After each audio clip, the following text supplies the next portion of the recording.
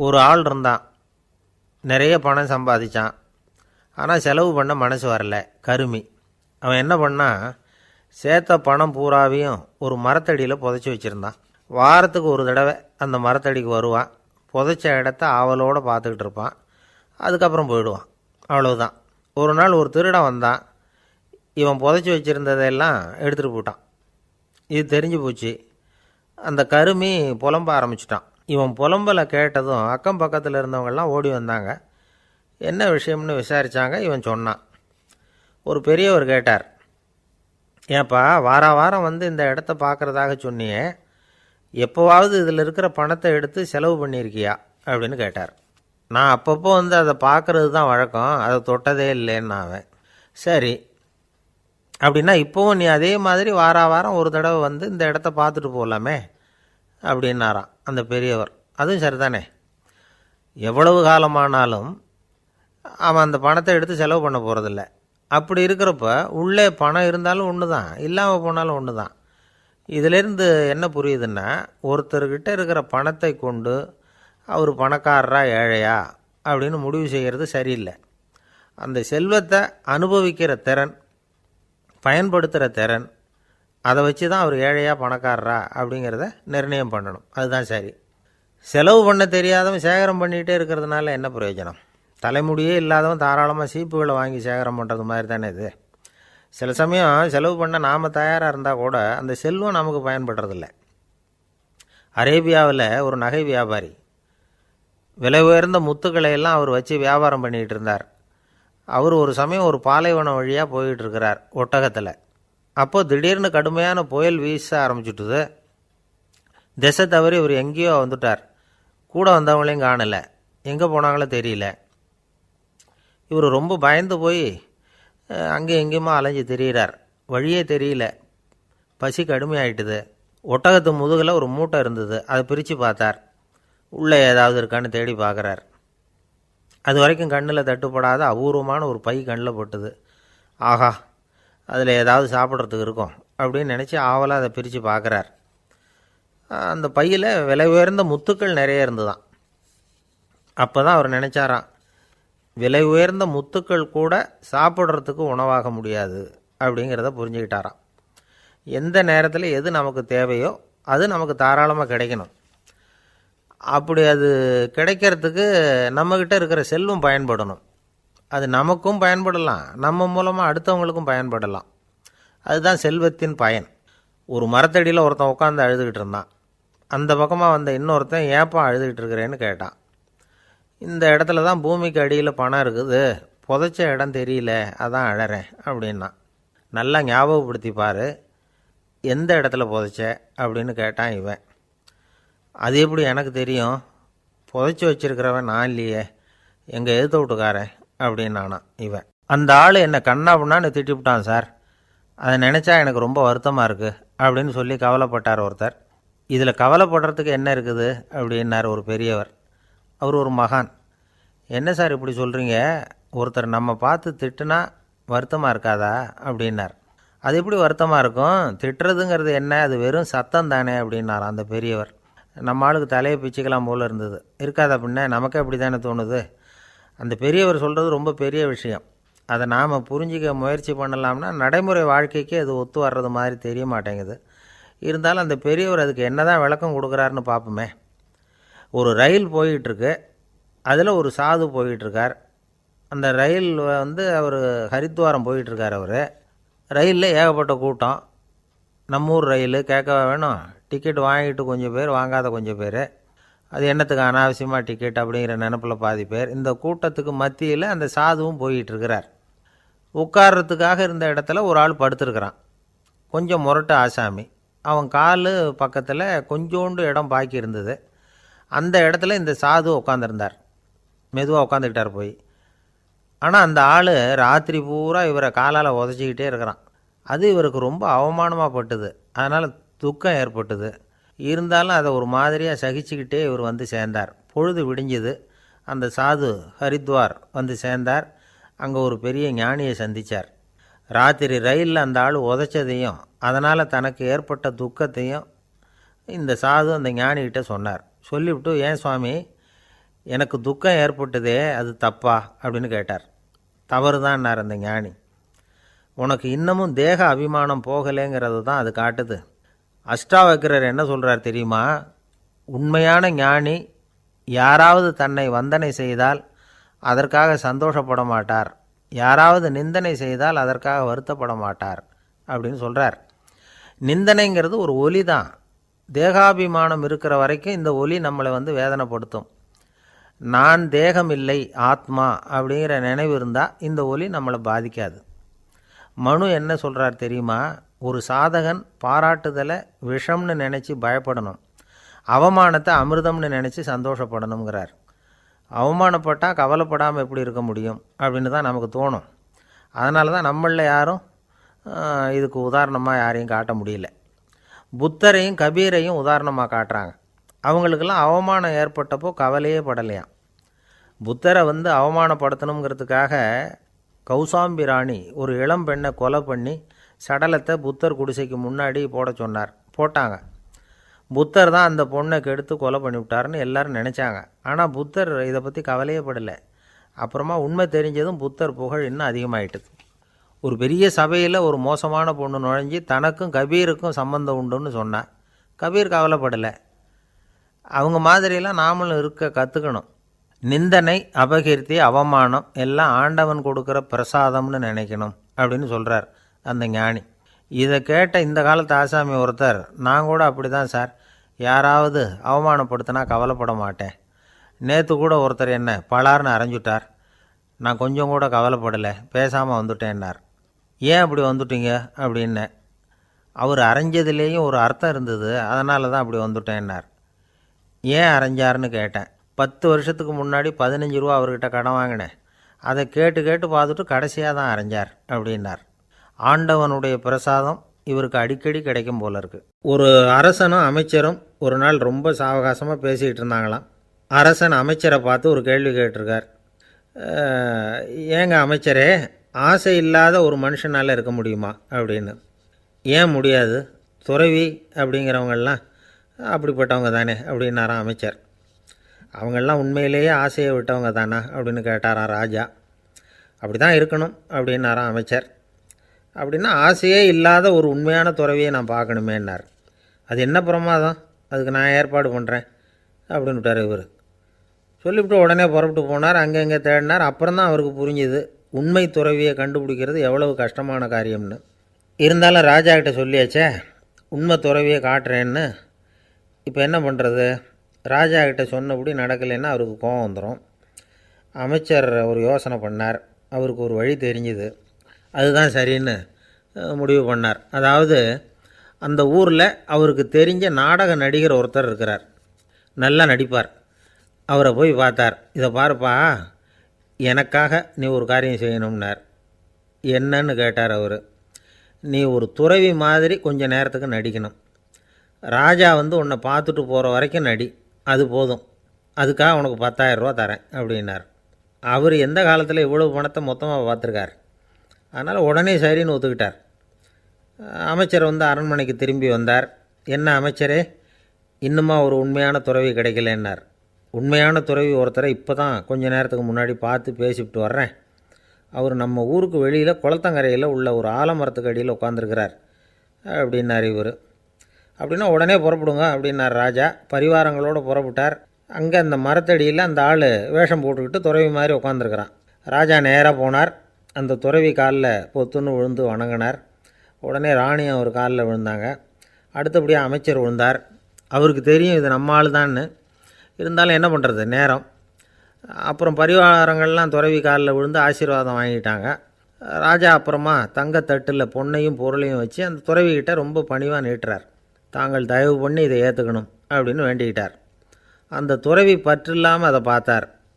எல்லாத்தையும் திறந்துவிட்ட எனக்கு இதெல்லாம் எதுக்காக அப்படின்னு சொல்லி அதை மறுத்துட்டாராம். ஆஹா, உண்மையான துறவியை பார்த்துட்டோம் அப்படிங்கிற ஆனந்தம் அரசருக்கு. ரொம்ப நிம்மதியாக திருப்தியாக திரும்பி வந்தார் அரண்மனைக்கு. அதுக்கப்புறம் அமைச்சர் யாருக்கும் தெரியாமல் அந்த துறவிகிட்ட ஓடினார். சொன்ன பிரகாரம் பணத்தை நீட்டினார். இந்தாப்பா, நான் உங்ககிட்ட சொன்னபடி 10,000 ரூபா பணம் எடுத்துக்கோ அப்படின்னார். அந்த ஆள் ராஜா கிட்ட சொன்னது மாதிரியே எல்லாத்தையும் திறந்துவிட்ட எனக்கு இதெல்லாம் எதுக்காக வேணாம் அப்படின்னு விட்டாரான். நடித்த வரைக்கும் போதும்ப்பா, இனிமேல் இந்த நாடக வசனம்லாம் வேணாம், வேஷத்தை கலைச்சிரு, பணத்தை வாங்கிக்கோன்னார். இல்லைங்க, இது வேஷம் இல்லை, இது வசனமும் இல்லை, இது உண்மை. கொஞ்ச நேரம் துறவி மாதிரி நடித்ததுக்கே இந்த தேசத்து ராஜா ராணி அமைச்சர் பரிவாரங்கள் எல்லாம் என் காலில் விழுந்து வணங்குறாங்க. அப்படின்னா உண்மையான துறவியாக இருக்கிறது எவ்வளவு பெருமையான விஷயம்.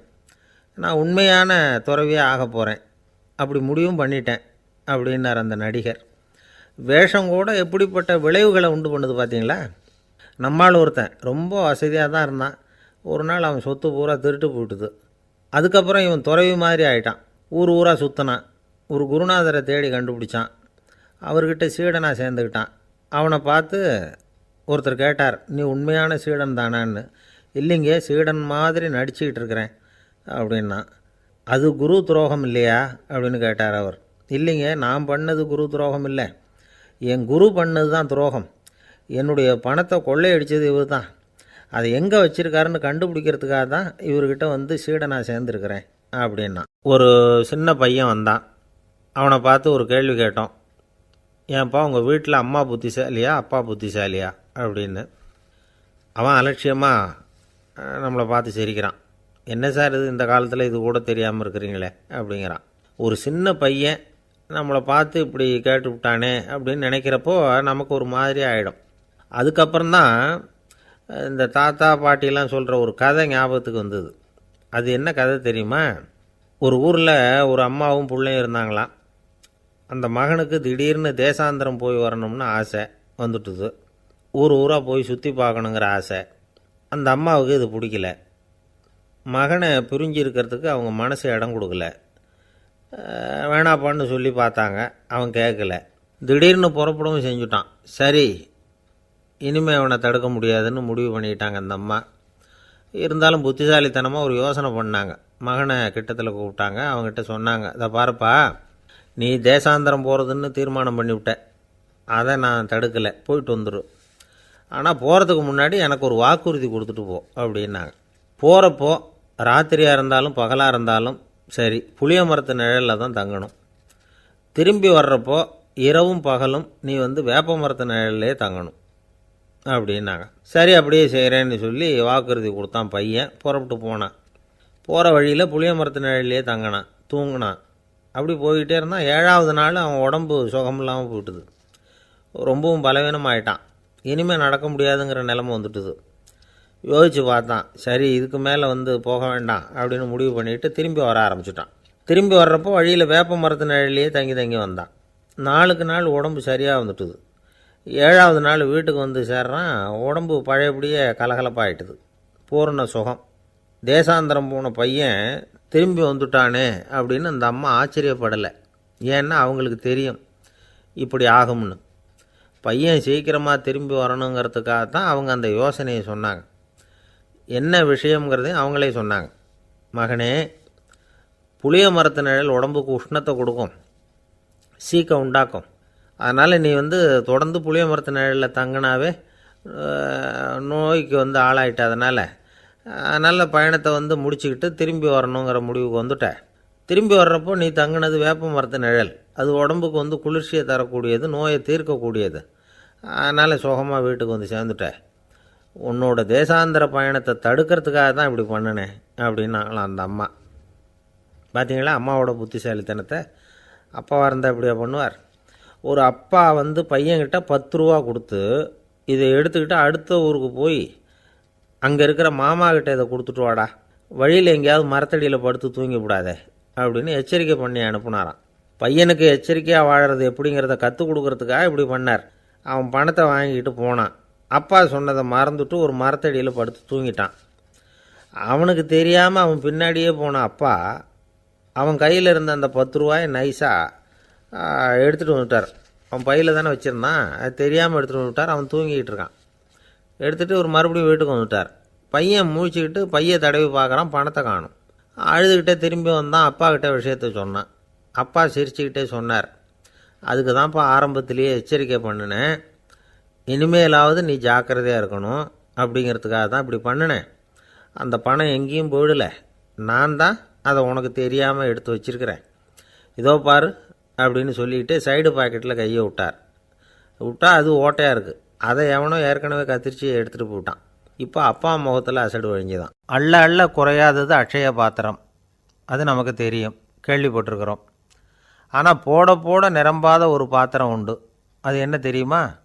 நம்மளில் பல பேர்கிட்ட அந்த பாத்திரம் உண்டு. அதுதான் பேராசை அப்படிங்கிற பாத்திரம். அதை நிறைவு செய்யவே முடியாது. பேராசையை பற்றி சுஃபி இலக்கியத்தில் ஒரு பிரபலமான கதை உண்டாம். அதை ஒரு பெரியவர் எடுத்து சொல்லியிருக்கிறார். ஒரு மன்னர் நகர்வலம் போயிட்டுருக்கார். ஒரு பிச்சைக்காரன் மன்னர் எதிரில் வரான். பிச்சை போடுங்கங்கிறான்.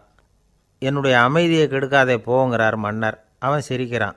அரசே, உங்களுடைய அமைதி கெடக்கூடிய நிலையில் இருந்தால் அதுக்கு பேர் அமைதியே கிடையாது அப்படின்னு நானா. எதிரில் நிற்கிறது வெறும் பிச்சைக்காரன் இல்லை, யோகி அப்படிங்கிறத மன்னர் புரிஞ்சுக்கிட்டார். துறவியே, உங்களுக்கு என்ன வேணும்னாலும் கேளுங்க, கொடுக்குறேன்னாராம். அந்த துறவி மறுபடியும் சிரிக்கிறார். அரசே, உங்களால் முடியாததையெல்லாம் கொடுக்க முடியும்னு சத்தியம் செய்யாதீங்க அப்படின்னார். மன்னருக்கு கோபம் வந்துட்டுது. என்ன இவர் இப்படி சொல்கிறாரே அப்படின்னு நினச்சார். நகர்வலத்தை பாதியிலேயே நிறுத்தினார். வாங்க அரண்மனைக்குன்னார். துறவியை அழைச்சிக்கிட்டு அரண்மனைக்கு வந்துட்டார். துறவி தன்கிட்ட இருந்த பிச்சை பாத்திரத்தை நீட்டினார். இது நிறைய எனக்கு பொற்காசுகள் வேணும் அப்படின்னாராம். அவ்வளவு தானா, இது ஒரு பெரிய காரியமா அப்படின்னு கையை தட்டினாராம் மன்னர். ஒரு பெரிய தாம்பாளம் நிறைய பொற்காசுகள் வந்து சேர்ந்தது. அதை அள்ளி போட்டார். போட போட அந்த பிச்சை பாத்திரம் நிரம்பவே இல்லை. பொற்காசுகள் போட போட அவ்வளவையும் உள்ளே வாங்கிக்கிட்டே இருக்குது. அரசாங்க கஜானாவே காலி ஆகிட்டுது. மூட்டை மூட்டையாக பொற்காசுகளை கொட்டி பார்த்துட்டாங்க. அது முழுங்கிக்கிட்டே இருக்குது. கடைசி வரைக்கும் அந்த பிச்சை பாத்திரம் நிரம்பவே இல்லை. அரசர்கிட்ட இருந்த கர்வம் போயிட்டுது. அப்படியே பொத்துன்னு துறவி காலில் விழுந்தார். அப்போ அந்த துறவி சொன்னாராம், மன்னா, இந்த பிச்சை பாத்திரத்தை உங்களால் மட்டும் இல்லை, வேறு யாராலையும் நிரப்ப முடியாது. அதுக்கு என்ன காரணம்னா, இது சாதாரண பிச்சை பாத்திரம் இல்லை, பேராசைகளோடு வாழ்ந்து செத்துப்போன ஒரு மனிதனின் மண்டை ஓடுது அப்படின்னாராம். பாருங்கள், இதுதான் அந்த சுஃபி இலக்கிய கதை. செத்த பிறகும் நிறைவு இல்லைன்னா அது எப்பேற்பட்ட பேராசையாக இருக்கும்னு யோசித்து பார்த்துங்க. நம்மளும் ஒருத்தர் கல்யாணம் பண்ணிக்க பொண்ணு பார்த்துக்கிட்டு இருந்தார். அழகு, அறிவு, படிப்பு எதுவும் தேவையில்லை, பணம் மட்டும் இருந்தால் போதும் அப்படின்னு பார்க்குறவங்ககிட்டெல்லாம் சொல்லி வச்சார். ரொம்ப நாளைக்கு அப்புறம் ஒரு பணக்காரர் கிடைச்சார். அவர் சொன்னார், இதை பாருங்கள், எனக்கு 20 வயசில் ஒரு மகள், அவளை நீங்கள் கல்யாணம் பண்ணிக்கிட்டால் 2 லட்சம் பணம் கொடுப்பேன். 25 வயசில் ஒரு பொண்ணு, அவளை கல்யாணம் பண்ணிக்கிட்டால் 2.5 லட்சம் தருவேன். 30 வயசில் ஒரு பொண்ணு இருக்கா, அவளை கல்யாணம் பண்ணிக்கிட்டால் 3 லட்சம் தருவேன். என்ன சொல்கிற அப்படின்னாராம். இவன் கொஞ்ச நேரம் யோசித்து பார்த்துருக்கான். அதுக்கப்புறம் மெதுவாக அவரை நிமிர்ந்து பார்த்து, ஏன் சார், உங்ககிட்ட 50 வயசில் ஏதாவது பொண்ணு இருக்கா அப்படின்னு கேட்டானான். சில பேரை இப்படி சொல்கிறது உண்டு. அடுத்தவங்களை அனுசரித்து நடந்துக்க தெரியல, அவன் என்ன சார் மனுஷன் அப்படிம்பாங்க. சக மனிதர்களோடு எப்படி பழகிறது அப்படின்னு தெரியாதனாலேயே பல பேர் இன்றைக்கி சங்கடப்பட்டுக்கிட்டு இருக்கிறாங்க. வசதி வாய்ப்பெல்லாம் சரியாக இருக்கும், ஆனால் வாழ்க்கை சரியாக இருக்காது. இன்னொருத்தர்கிட்ட எப்படி பேசுறது பழகிறதுங்கிறது தெரியாதனால தான் இந்த அவஸ்தை. சரி, இந்த அவஸ்தை இல்லாமல் வாழறது எப்படி? இதுக்கு அனுபவசாலிகள் சில வழிமுறைகளை சொல்கிறாங்க. அதெல்லாம் என்னென்னங்கிறத இப்போ தெரிஞ்சுக்குவோம். முதல்ல நம்ம நாக்கு நம்ம கண்ட்ரோலில் இருக்கணும். வார்த்தைகளை கொட்டிவிட்டு அதுக்கப்புறம் அள்ள முடியாமல் கடந்து கஷ்டப்படக்கூடாது. எப்படி பேசுகிறோங்கிறதும் முக்கியம், பேசுகிறப்ப எப்படி முகத்தை வச்சுருக்கிறோங்கிறதும் முக்கியம். அன்பாக பேசினாலும் நல்லாயிருக்கும். அப்படி பேசுகிறப்ப ஆதரவாக அவர் தோள் மேலே ஒரு கையை போட்டுக்கிட்டு பேசினா இன்னமும் நல்லாயிருக்கும். 2வது விஷயம், இன்னொருத்தர்கிட்ட பேசுகிறப்போ வாக்குறுதிகளை அள்ளி வீசக்கூடாது. கொடுக்குற வாக்குறுதி குறைச்சலாக இருக்கணும். அப்படி கொடுத்த வாக்குறுதியை கண்டிப்பாக நிறைவேற்றணும். நாம் ஒருத்தரை பாராட்டுறோம் அல்லது அவரை பற்றி அபிப்பிராயம் சொல்கிறோம்னா அது ஆக்கப்பூர்வமாக இருக்கணும். நம்ம பாராட்டு அல்லது விமர்சனம் அடுத்தவருடைய முன்னேற்றத்துக்கு உதவுறது மாதிரி இருக்கணும். நாம் சொல்கிறத கேட்டுட்டு அவன் தலையில் கையை வச்சுட்டு உட்காந்துடக்கூடாது. எப்பவும் உற்சாகமாக இருக்கணும், முகம் அலர்ச்சியாக இருக்கணும். மனுஷன் இருந்தால் வருத்தம், கவலை, ஏமாற்றம் எல்லாம் இருக்க தான் செய்யும். அதெல்லாம் மனசில் இருக்கட்டும். அந்த வருத்தமும் கவலையும் ஏமாற்றமும் சேர்ந்துக்கிட்டு நம்ம முகத்தில் இருக்கிற மலர்ச்சியை மூடி மறைக்கிறதுக்கு நாம் இடம் கொடுத்துடக்கூடாது. எந்த விஷயத்தை பற்றி யாருக்கிட்ட பேசினாலும் வெளிப்படையாக பேசணும், திறந்த மனசோடு பேசணும். மூடி மறைச்சி முழுங்கிக்கிட்டு இருக்கக்கூடாது. இன்னொருத்தர்கிட்ட பேசுகிறப்போ விவாதம் பண்ணுங்க, அது தப்பு இல்லை. ஆனால் வாதாடிக்கிட்டு இருக்கக்கூடாது. அதாவது என்ன சொல்கிறாங்கன்னா, டிஸ்கஸ் பண்ணலாம், ஆர்கியூ பண்ணக்கூடாதான். நம்மக்கிட்ட இருக்கிற நல்ல குணங்களை நாம் எடுத்து சொல்லிகிட்டு இருக்கக்கூடாது. அந்த நல்ல குணங்களே நம்மளை பற்றி எடுத்து சொல்லணும். அது மாதிரி நடந்துக்கணும். அதே மாதிரி அடுத்தவங்க கிட்ட உள்ள கெட்ட குணங்களை பற்றி அவசியம் இல்லாமல் நாம் பேச வேண்டியதில்லை. உங்களை பற்றி யாராவது தப்பாக பேசுகிறாங்களா, அப்படி அவங்க பேசுகிறதுல உண்மை இல்லையா அப்படின்னா அதை நீங்கள் பொருட்படுத்த வேண்டியதில்லை, விட்டுடலாம். அது தானாக போயிடும். ஒரு 4-5 பேரோட பேசிக்கிட்டு இருந்தீங்கன்னா எல்லாருக்கும் முக்கியத்துவம் கொடுங்க. யாரையும் அலட்சியப்படுத்தாதீங்க. தமாஷா பேசலாம். ஆனால் அவங்க தமாஷ் அடுத்தவங்களை கேலி பண்ணுறதா இருக்கக்கூடாது. நமக்கு கிடைக்க வேண்டியது கிடைக்கலையே அப்படிங்கிற தவிப்பு நம்மக்கிட்ட இருக்கக்கூடாது. அது தேவையில்லை. உங்கள் செயல்பாடுகள் தெளிவாக இருக்கட்டும். பாராட்டு தானாக அவங்கள தேடிட்டு வரும். இன்னொரு மனுஷனுடைய மனசில் கௌரவமான ஒரு இடத்த பிடிக்கணும்னா நாம் இந்த குணத்தையெல்லாம் நம்மக்கிட்ட வளர்த்துக்கணும். இதெல்லாம் அனுபவசாலிகள் சொல்லியிருக்கிற குறிப்புகள். இந்த குறிப்புகளை சரியாக புரிஞ்சுக்கணும். அது முக்கியம். தப்பாக புரிஞ்சுக்கிட்டா என்ன ஆகும் தெரியுமா? இதை கேளுங்க. ஒருத்தர் வந்தார். சார், அடுத்தவங்க தோள் மேலே கையை போட்டுக்கிட்டு அன்பாக பேசணும்னு சொன்னீங்க. அப்படி தான் பேசினேன். அவர் முதுகை கூட தட்டி கொடுத்தேன். என் வேலை போயிட்டுது சார், வீட்டுக்கு அனுப்பிச்சிட்டாங்க அப்படின்னார். யாருக்கிட்ட அப்படி பேசுனீங்கன்னு கேட்டோம். என் முதலாளிகிட்ட சார் அப்படிங்கிறார் ரொம்ப சோகமாக. ஒருத்தர் ரொம்ப அவசரமாக வந்தார்.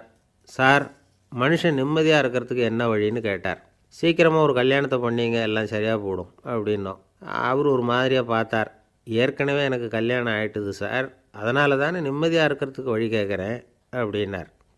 சரி, இவர் ஒரு மாதிரியான கேஸ் அப்படின்னு நினச்சிக்கிட்டு நம்மக்கிட்ட இருந்த ஒரு சின்ன புத்தகத்தை அவர்கிட்ட தூக்கி கொடுத்தோம். இதை படித்து பாருங்கன்னு. கல்யாணத்துக்கு பிறகும் சந்தோஷமாக இருக்கிறதுக்கு என்ன வழி அப்படிங்கிற கேள்விக்கு அந்த புத்தகத்தில் விளக்கம் இருந்தது. கணவன் மனைவிக்குள்ளே சிக்கல் வராமல் இருக்கிறதுக்கு அதில் சில வழிகளை சொல்லி கொடுத்துருக்குறாங்க. அதெல்லாம் என்னென்ன அப்படிங்கிறத இப்போ பார்க்கலாமா? குடும்பம்னு இருந்தால் கோபம் வரதான் செய்யும். அது வந்துட்டு போகட்டும், பரவாயில்ல. ஆனால் அந்த கோபம் ஒரே நேரத்தில் 2 பேருக்கும் வந்துடாமல் பார்த்துக்கணும். ஒரு சமயத்தில் யாராவது ஒருத்தர் தான் கோபப்படணும், அடுத்தவங்க அமைதியாக இருக்கணும். அதுக்கப்புறம் இவர் அமைதியான உடனே அவங்க ஆரம்பிச்சிக்கலாம். கோபமாக ஏதாவது சொன்னால் உடனே கோபமாக பதில் சொல்லக்கூடாது. கொஞ்சம் பொறுத்து கோபம் தீர்ந்த உடனே அந்த பதிலை சொல்லலாம். அப்போ பதில் கோபமாக இருந்தால் கூட அது அவ்வளோ பெருசாக தெரியாது. அற்ப விஷயத்துக்கெல்லாம் காய்ச்சி மூச்சுன்னு கத்திக்கிட்டு இருக்கக்கூடாது. உங்கள் 2 பேருக்குள்ளே ஒரு தர்க்கம் ஆரம்பமாயிட்டுதுன்னு வச்சுக்கோங்க. கடுமையாக 2 பேரும் விவாதம் பண்ணுறீங்க. உங்களில் ஒருத்தர் இதில் ஜெயிக்கணும்னா அது நீங்களாக இருக்க வேணாம், அடுத்தவங்க ஜெயிக்கிறதுக்கு நீங்கள் துணையாக இருங்களேன். அப்படின்னா நீங்கள் கொஞ்சம் விட்டு கொடுக்கணும், அவ்வளவுதான். ஏதாவது குத்தம் சொல்லணுமா, செஞ்ச தப்பை சுட்டி காட்டணுமா, விமர்சனம் பண்ணணுமா, பண்ணுங்க, வேணான்னு சொல்லலை. ஆனால் சொன்னதை அப்படி சொல்கிறத கொஞ்சம் அன்பாக இதமாக சொல்லுங்கள். எப்போது நடந்த தவறுகளையெல்லாம் இப்போ போய் மறுபடியும் ஞாபகப்படுத்திகிட்டு இருக்க வேண்டாம். நான் அப்போவே சொன்னேன் இந்த புடவை வேணாம்னு, நீங்கள் தான் கேட்கல, இப்போ பாருங்கள் கிழிஞ்சு போச்சு இப்படின்னு கத்துனாங்க ஒரு அம்மா. எப்போ சொன்னீங்கன்னு கேட்டால் ஒரு 10 வருஷத்துக்கு முன்னாடி தீபாவளி சமயத்தில் அப்படிங்கிறாங்க. அது என்ன இன்னும் அப்படியே புதுசாகவே இருக்கும்? உங்களுக்கு அவர் தான் பெருசு, அவருக்கு நீங்கள் தான் பெருசு. அதை விட இந்த உலகத்தில் வேறு எதுவும் முக்கியம் இல்லைன்னு நினைக்கணும். நீ தான் என்னுடைய உலகம்னு எத்தனை தடவை சொல்லியிருப்பீங்க? அதெல்லாம் வெறும் வசனமாக போயிடக்கூடாது. ஏதாவது ஒரு பிரச்சனையை பற்றி கடுமையாக விவாதம் பண்ணிக்கிட்டு இருக்கீங்க, அதை அப்படியே பாதியில் விட்டுட்டு படுக்கைக்கு போயிடக்கூடாது. சொச்சத்தை நாளைக்கு பேசிக்கலாம்னு. அப்படி போனால் தூக்கம் வராது. பிரச்சனையை ஒரு முடிவு பண்ணிக்கிட்டு அதுக்கப்புறமா தூங்க போகணும். ஒரு நாளில் ஒரு தடவையாவது உங்கள் ஜோடியை பாராட்டி நல்ல விதமாக கனிவாக ஒரு வார்த்தை சொல்லணும் அப்படின்னு தீர்மானம் பண்ணிங்க. ஏதாவது தப்பு பண்ணிவிட்டீங்கன்னா பரவாயில்ல, அதை ஒத்துக்கிறதுக்கும் மன்னிப்பு கேட்குறதுக்கும் தயாராக இருக்கணும். அது ஒன்றும் கேவலம் கிடையாது. வீட்டுக்குள்ளே தானே கேட்க போகிறீங்க, வெளியில் யாருக்கு தெரிய போதும்? எப்படியோ உங்களுக்குள்ளே ஒரு சமரசம் ஆனால் சரி தான். ஒரு தகராறுன்னு எடுத்துக்கிட்டால் குறைஞ்சபட்சம் அதுக்கு 2 பேர் தேவை. தனியாகவே உட்காந்துக்கிட்டு நான் இப்போ தகராறு பண்ணிகிட்டு இருக்கிறேன் அப்படின்னு யாரும் சொல்ல முடியாது. 2 பேர் தகராறு பண்ணுறாங்கன்னா பொதுவாக அந்த 2 பேரில் யார் அதிகமாக பேசுகிறாங்களோ அவங்க பேரில் தான் தப்பு இருக்கும். அதை மனசில் வச்சுக்கணும். இதெல்லாம் தான் அந்த புத்தகத்தில் போட்டிருக்கிற வழிமுறைகள்.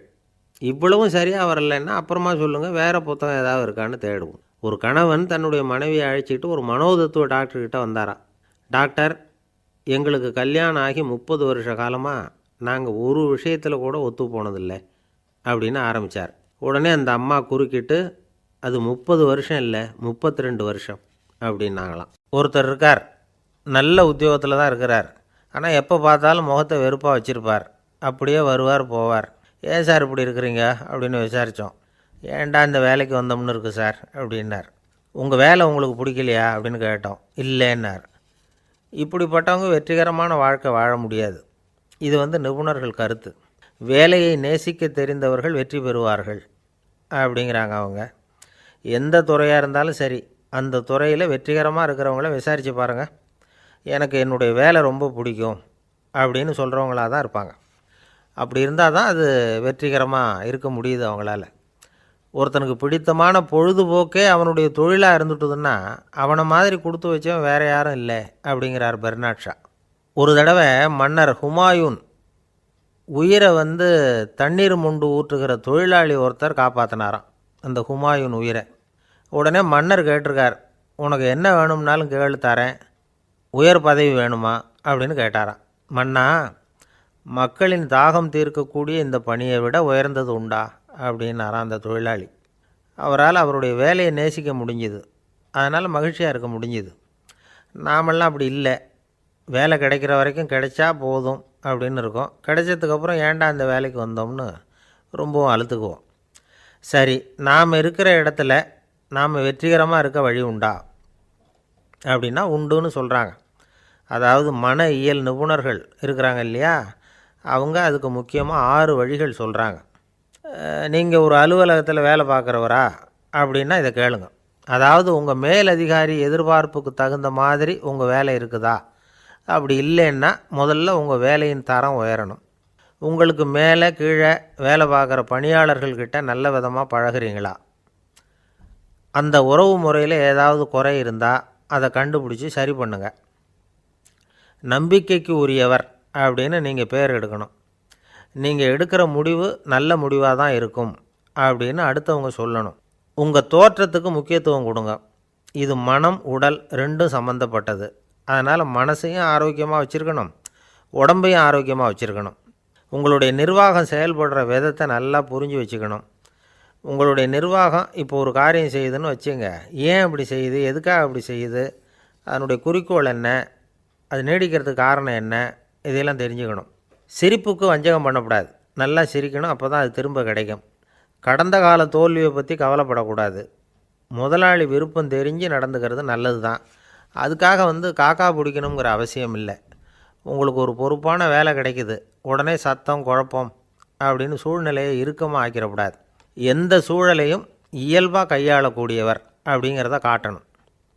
இதெல்லாம் உங்கள் துறையில் நீங்கள் வெற்றி பெற நிபுணர்கள் சொல்கிற யோசனைகள். இவ்வளவு விவரமும் சொல்லிவிட்டு ஒருத்தரை பார்த்து கேட்டோம், இப்போ சொல்லுங்கள், நீங்கள் செய்கிற வேலை உங்களுக்கு பிடிச்சிருக்குதா அப்படின்னோம். ரொம்ப ரொம்ப பிடிச்சிருக்குது அப்படின்னார். சரி, என்ன செஞ்சிகிட்ருக்குறீங்க அப்படின்னு கேட்டோம். சும்மா தான் இருக்கிறேன் அப்படின்னார் அவர். இந்த உலகமே ஒரு நாடக மேடை, நாம் எல்லாரும் நடிகர்கள். இது ஞானிகள் சொல்கிறது. இது ஒரு பக்கம் இருக்கட்டும். இந்த உலகத்துக்குள்ளே எத்தனையோ நாடக மேடைகள், எத்தனையோ நடிகர்கள், எத்தனையோ நாடகங்கள், இதெல்லாம் எப்படி ஆரம்பமாச்சு? அதுதான் இன்றைக்கி தகவல். அதாவது ஆதி மனிதன் பேச ஆரம்பிக்கிறதுக்கு முன்னாடி சைகையாலேயே எல்லாத்தையும் சொல்லிகிட்டு இருந்தான். அதனால் அப்போவே நடிப்பு ஆரம்பமாயிட்டுது. முதல்ல ஒரு வேட்டையைத்தான் அவன் நடித்து காட்டியிருப்பான். இவன் எப்படி போனான், எதிரில் மிருகம் எப்படி வந்தது, அதோடு எப்படி சண்டை போட்டான், எப்படி அடித்து கொண்டுகிட்டு வந்தான், இதை அப்படியே மற்றவங்களுக்கு நடித்து காட்டியிருப்பான். ஏன்னா மொழி கிடையாது. இந்த காலத்துலலாம் நாடகங்களில் நடிக்கிறவங்கள நடிகர்கள்ங்கிறோம். ஒரு காலத்தில் இவங்களுக்கு என்ன பேர் தெரியுமா? திஸ்பியர்கள் அப்படின்னு பேரான். இதுக்கு காரணம் உண்டு. அதாவது 2000 வருஷத்துக்கு முன்னாடி கிரீஸ் நாட்டில் திசிபியஸ் அப்படின்னு ஒரு ஆள் இருந்தான். அவன் ஒரு பெரிய நாடக கலைஞன். அவன் சில இளைஞர்களை சேர்த்துக்கிட்டான், பயிற்சி கொடுத்தான், நாடக குழுவை உருவாக்கினான். நடிகர்களையும் நாடகத்துக்கு தேவையான பொருள்களையும் ஏற்றிக்கிட்டு போகிறதுக்கு ஒரு வண்டியையும் தயார் பண்ணான். அந்த வண்டியிலேயே அவன் கிரேக்க நாடு பூராவும் சுற்றினான். ஊர் ஊராக நாடகம் போட்டான். ஒரு ஊருக்கு போனதும் அங்கே நாடகம் நடத்த தியேட்டர் இருக்கா அப்படிங்கன்னெல்லாம் பார்க்குறதில்ல அவன். ஏன்னா அப்போலாம் தியேட்டர்னா என்னென்ன தெரியாது. நாடகம்னா அதை ஒரு மூடிய கொட்டைக்குள்ளே தான் நடத்தணுங்கிறது அப்போ யாருக்குமே தோணலை. இந்த வண்டி போகும், அதுவே ஒரு பகுதி, அப்படியே ஒரு மேடை மாதிரி விரிச்சிக்கும். அதில் ஏறி நின்றுக்கிட்டு நாடகத்தை நடித்து காட்டுவாங்களாம். மக்கள்லாம் எதிரில் தரையில் உட்காந்து அதை பார்த்துக்கிட்டு இருக்கிறது. உலகத்தின் முதல் நடமாடும் தியேட்டர் இது தானே. இந்த திசிபிஎஸ் தான் முதலாக உலகத்தில் நாடகங்கிற பொழுதுபோக்கை நடத்தி காட்டினவன் அப்படின்னு சொல்கிறாங்க. அவன் சொந்தமாக நாடகம் எழுதுனா, நடித்தான், நாடகத்தை இயக்கினான். அதனால தான் அவனை வந்து first man of the theatre அப்படின்னு சொல்லுவாங்க. அவன் தான் நாடக மேடையின் முன்னோடி. கிரேக்கர் காலத்திலேயே நாடக ஆசிரியர்கள், நடிகர்கள், ரசிகர்கள் இவங்கள்லாம் உருவாயிட்டாங்களாம். நாடகத்தின் சரித்திரத்தில் இந்த 3 பிரிவும் ரொம்ப முக்கியம். அதாவது கிரேக்க தியேட்டர்கள்லாம் திறந்த வெளி மேடைகள் தான். பெரும்பாலும் மலைச்சரிவுகள், அதுவே படிப்படியாக பண்ணியிருப்பாங்க. கீழே அரைவட்ட வடிவில் மேடை, அதுக்கு ஆர்கெஸ்ட்ரான்னு பேர். பிற்காலத்தில் இதில் உட்காந்து இசைக்குழுவினர் வந்து வாய்ச்சதுனால இசைக்குழுவுக்கே ஆர்கெஸ்ட்ராங்கிற பேர் வந்துட்டுது. இப்போது கிரேக்க தியேட்டர்களில் ஒன்று, அதோட காலம் வந்து கிமு 340. அதை இன்னமும் பாதுகாத்து வச்சுருக்கிறாங்களாம். எபிடாரஸ் அப்படிங்கிற இடத்துல அது இருக்குதான். இன்னமும் அந்த தியேட்டரை பயன்படுத்திக்கிட்டு வர்றாங்களாம். சிறந்த கிரேக்க நாடகங்கள்லாம் அங்கே நடிக்கிறாங்களாம். ஆரம்ப காலத்திலேயே கட்டணம் கிடையாது. அப்புறம் பின்னாடி தான் நுழைவு கட்டணம்லாம் அப்படியே வந்துட்டு தான். நடிகர்கள் வந்து பளபளப்பான ஆடைகள் உடுத்தியிருப்பாங்களாம். இந்த குதிகால் உயர்ந்த காலணிகள் போட்டிருப்பாங்களாம். இதெல்லாம் பழைய குறிப்புகள். பலவிதமான உருவங்களில் மாஸ்க் அப்படின்னு சொல்லப்படுற முகமூடி. அதனால் ஒரே நடிகர் பல வேடங்களில் நடிக்கிறது உண்டான். ஆரம்பத்தில் பெண் நடிகர்கள் கிடையாது, எல்லாம் ஆண் நடிகர்கள் தான். ரோமானியர்கள் தான் முதல் நிரந்தர நாடக மேடையை கட்டினவங்க. அதுதான் முதல் தியேட்டர். கிமு 1048 காலகட்டத்தில் பாம்பிங்கிற நகரத்தில் அதை கட்டியிருக்கிறாங்களாம். கிரேக்க ரோமானிய தியேட்டர்களின் அடிப்படையிலேயே இந்த இத்தாலிய வடிவ அமைப்பாளர்கள் இந்த குதிரை லாட வடிவில் ஒரு ஆடிட்டோரியத்தை உருவாக்கினாங்களாம். இப்படி அதை பற்றி நிறைய தகவல் இருக்குது. 1576 லண்டனில் இந்த பின்ஸ்பர்ரி, அப்புறம் இந்த பில்ட்ஸில், அப்புறம் ஜேம்ஸ் இப்படிங்கிற ஒரு முயற்சியால் தான் இங்கிலாந்தில் முதல் தியேட்டர் உருவாச்சான். அப்படி ஒருத்தர் இருந்தாராம். உலக நாடக மேடையின் வரலாறு இதுதான். அதாவது இப்போல்லாம் அறிவியல் வளர்ச்சி அதிகமாகிட்டுது. திரைப்படம், தொலைக்காட்சி எல்லாம் வந்தாச்சு. ஒவ்வொரு வீடுமே ஒரு குட்டி தியேட்டர் மாதிரி ஆகிட்டுது. தொலைக்காட்சி முன்னாடி உட்காந்தா எழுந்திருக்கவே மனசு வர்றதில்லை. ஒரு அம்மா ஒரு மனோதத்துவ டாக்டரை தேடிட்டு வந்தாங்களாம் இந்த காலத்தில். டாக்டர், எங்கள் வீட்டுக்காரர் எப்போ பார்த்தாலும் டிவி முன்னாடி உட்காந்துக்கிட்டு அதையே வெறிச்சு பார்த்துக்கிட்டு இருக்கிறார், உத்து பார்த்துக்கிட்டு இருக்கார், எனக்கு சந்தேகமாக இருக்குன்னாங்களாம். இது மனக்கோளாறு இல்லைங்க, ஆர்வக்கோளாறு, அவ்வளவுதான், இதுக்காக பயப்படாதீங்கன்னாரான் டாக்டர். அப்படி இல்லை டாக்டர், டிவி ஓடும் பொழுது நாம் எல்லாம் அதை பார்க்குறோம் சரி, ஆனால் அவர் அப்படி இல்லை, டிவியை நிறுத்தினதுக்கு அப்புறமும் அதையே உத்து